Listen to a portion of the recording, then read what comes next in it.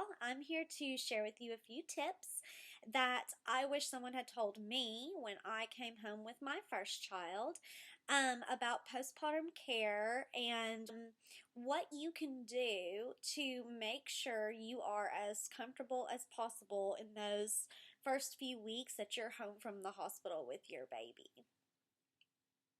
There are 4 things that I recommend that you have at your house ready for you when you come home from the hospital.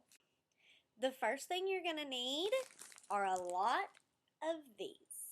Whether you have a C-section or a vaginal delivery, you will bleed for the first couple of weeks after you give birth, and you want to make sure you have a lot of maxi pads on hand. I'm going to get a little bit personal with you. You are going to need stool softeners when you come home from the hospital, especially if you're taking pain medication. I'm also going to recommend that you have some tucks handy. These things are going to make your life in the bathroom a lot better. The last thing I'm going to recommend you have is Dermaplast. You can find this in the first aid aisle of most big grocery stores and pharmacies.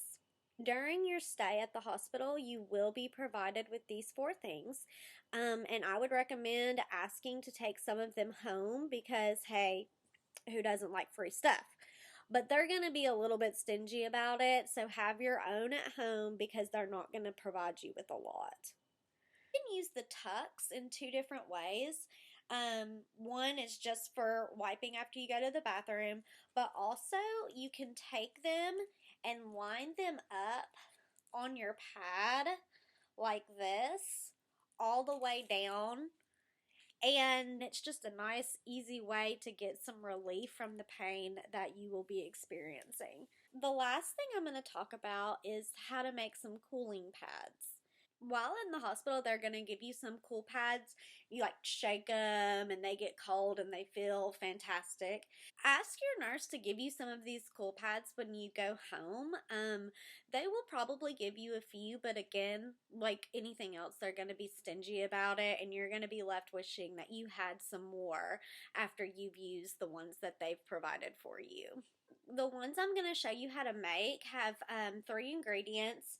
You'll need some aloe, just plain aloe with nothing in it. You'll also want some witch hazel and some lavender essential oils.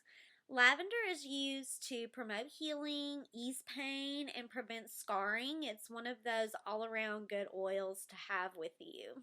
Start by unwrapping your pad, but leaving on the cover, and if it has wings, save the little paper that goes with it. Just put aloe from the top of the pad to the bottom of the pad. You really can't use too much, but don't overdo it because you're still using your pad for postpartum period. And you don't want the pad to be saturated with this because then it won't catch anything. I went ahead and put my witch hazel into a spray bottle. Witch hazel is the same ingredient that is in the tucks. And once I get done making these cool pads, I'm going to stick this in my diaper bag. And that way if I'm out and I need some relief, I can use this and I don't have to carry around a pack of tucks. You'll want to just spray your pad with witch hazel from top to bottom. Then take your lavender and just add 1 or 2 drops. Fold the pad back up and place it into a Ziploc baggie. You can stick it in your freezer. When you get home from the hospital and you're in pain and need some relief, pull one of these babies out, put it on the counter for 3 to 5 minutes, and thank me later. For this and more postpartum tips, go to my blog justformommy.weebly.com.